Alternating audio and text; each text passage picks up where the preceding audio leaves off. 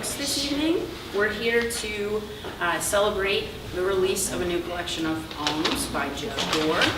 He's a poet, musician, and essayist whose first collection was published by Salt in 2003. His poems, reviews, and criticism have appeared in numerous journals, including Fifth Wednesday and Notre Dame Review. Doerr is also the singer and lyricist for the acclaimed dystopic blues band Churchwood, who will be playing after his reading, and adjunct professor of English, writing, and rhetoric at St. Edward's University in Austin, Texas, where he lives with his wife, Mary. So please welcome Joe Doerr.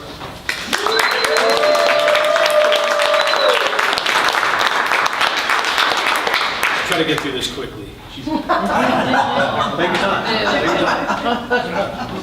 So the way this book came about, of course, is new and selected poems and songs.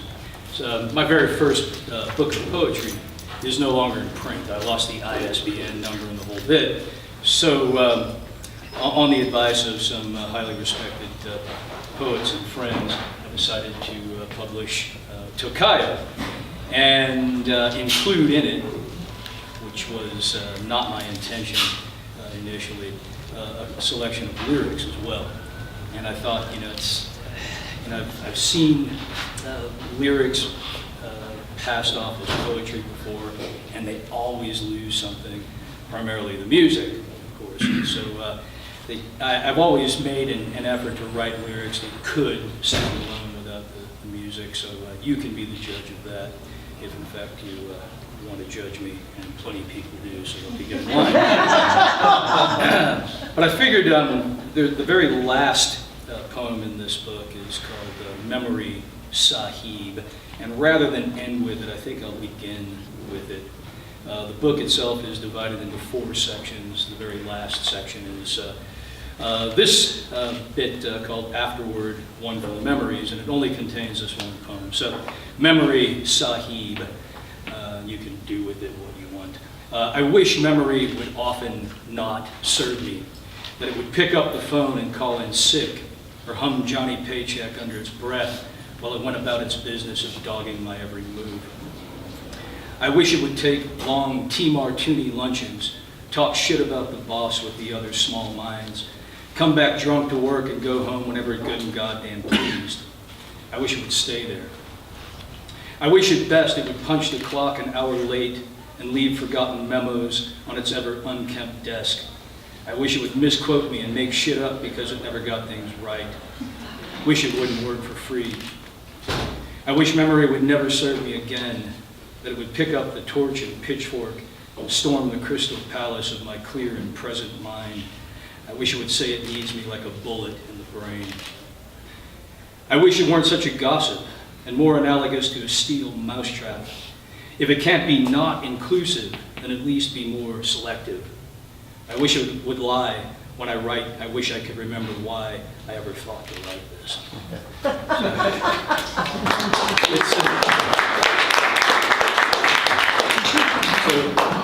So much of poetry, of course, at least as far as I'm concerned, the method comes from memory. And here's a fond memory. My first job out of graduate school was working construction. Probably should have stayed a construction worker, John. I think those. Not for me. In the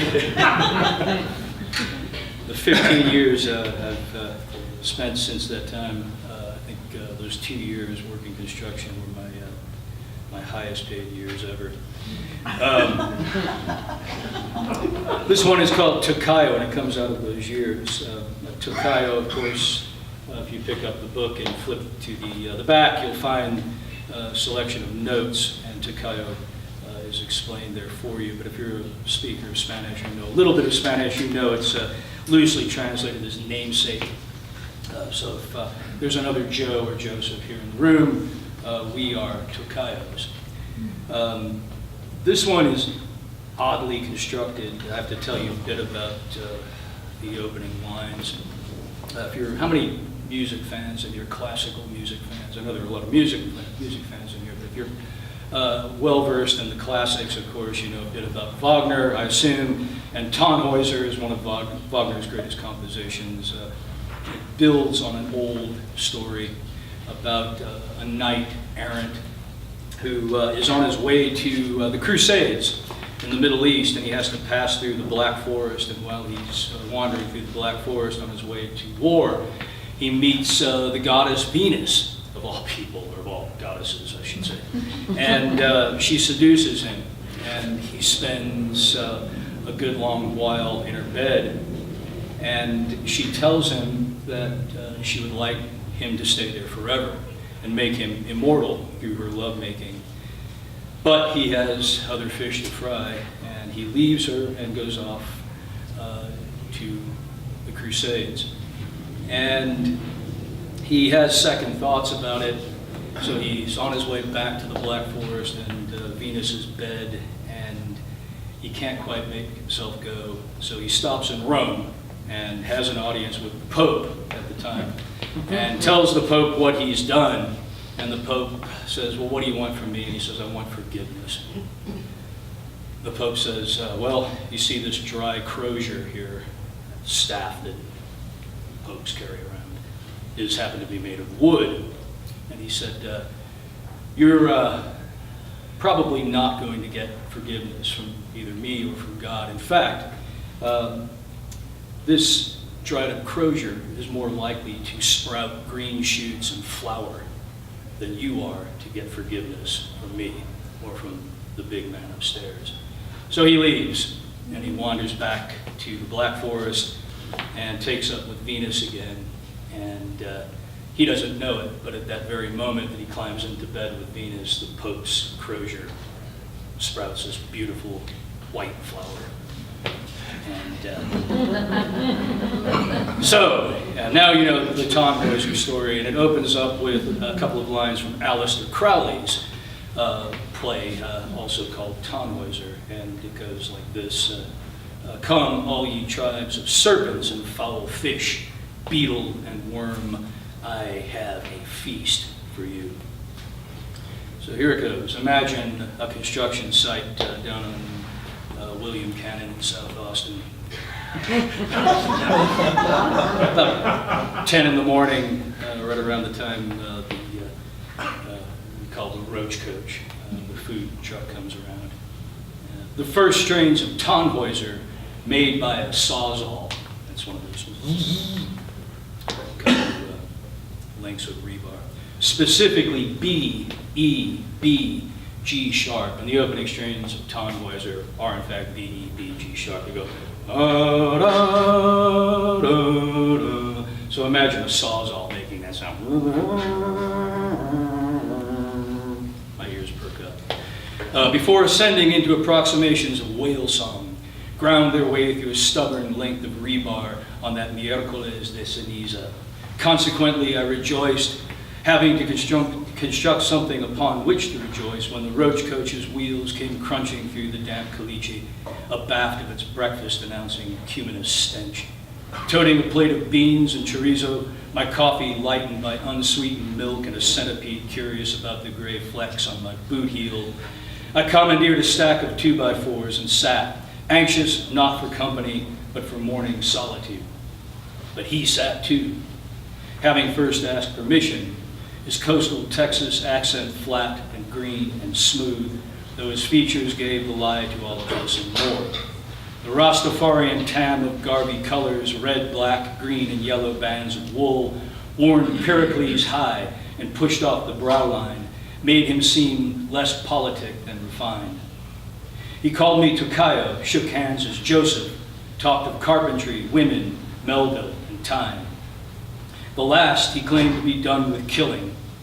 Having done it, had smothered his yen to hang fire, and murder, to which he no longer cottoned, was anathematic to his new moral code. I'd heard the rumors. He was no angel, an anti-santo and a Paca prophet, yes, but one whose company was the picture of peace. Prior to the prolix yarn of his conviction and sentence, he had made it his business to furnish the dead. Great slabs of purple heartwood, spalted tamarind, wenge, and mun, became in his hands the bedsteads of the breathless, terminal fixtures for those whinnying with us not. He'd made a simple living, so he claimed, and called it Queequeg's coffin, selling to those who wanted something uniquely final or finally unique. He made his own as well, or rather made one for himself.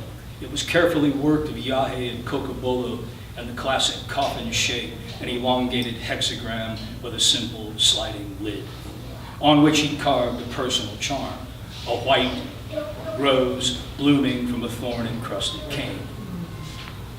When finished, he placed it in the attic hollow, a space above his living place of rest, the bed he shared with a woman who'd betray him, ready to receive him, ready there and waiting for his time.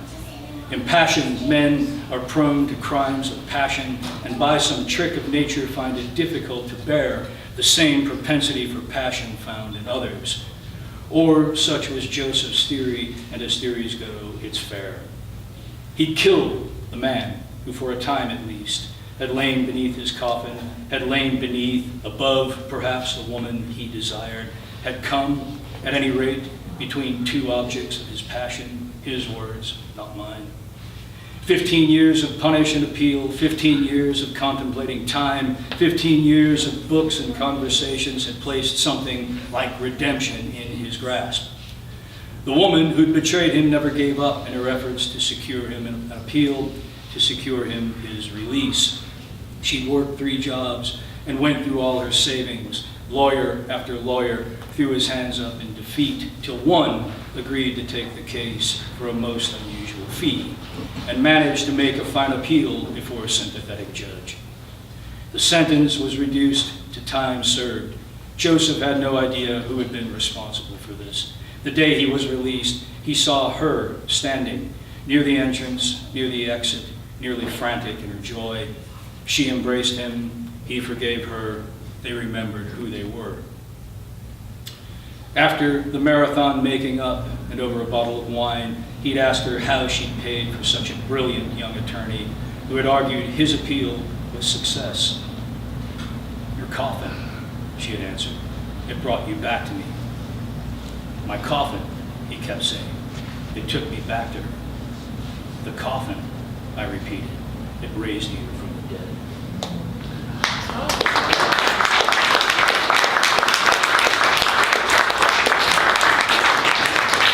Thanks for that. See how much time we have. That's 7:34. I'll keep reading. So it's an election year. Anybody knows? Yeah, maybe. You know what the Pax Romana is, the Roman peace. Peace is great, everybody wants peace, but sometimes it comes at a great price. For the Romans, the Pax Romana, anyway, meant achieving peace after they went in and kicked the shit out of all of their enemies and then declared peace. Rule with an iron fist, of course. Here's a 3-poem, and I'll just read one of these, the first selection from it, called Pax Animalia, called the Judas Goat. Judas Goat, if you're a herder, sheep or goats, have to be led to the slaughter eventually. And the only way to get them to enter the chute is to send in a Judas Goat who smells good and leads them all into the abattoir. And here's my take on this, the Judas Goat. Huddling in trepidation of the piss stench, the unseen limit of the pasture's lee, sprayed round the perimeter in pulsing arcs from a handheld plastic pump can. The flock cares nothing of the shepherd's plight. It moves as one and nears the outmost building, the faintly iron stink it takes for care. Wolf bleeds, coyote spills his innards, fox dies, but ram and ewe and lamb will never need. Chute funnel narrows, the bleeding bedders edgy. The circle closes tightly till the Judas Goat appears. His scent is feed and rutting, and his confidence is clear. There, in the huddle, his kiss has gone viral. He enters the shambles. The others follow suit. Sorry.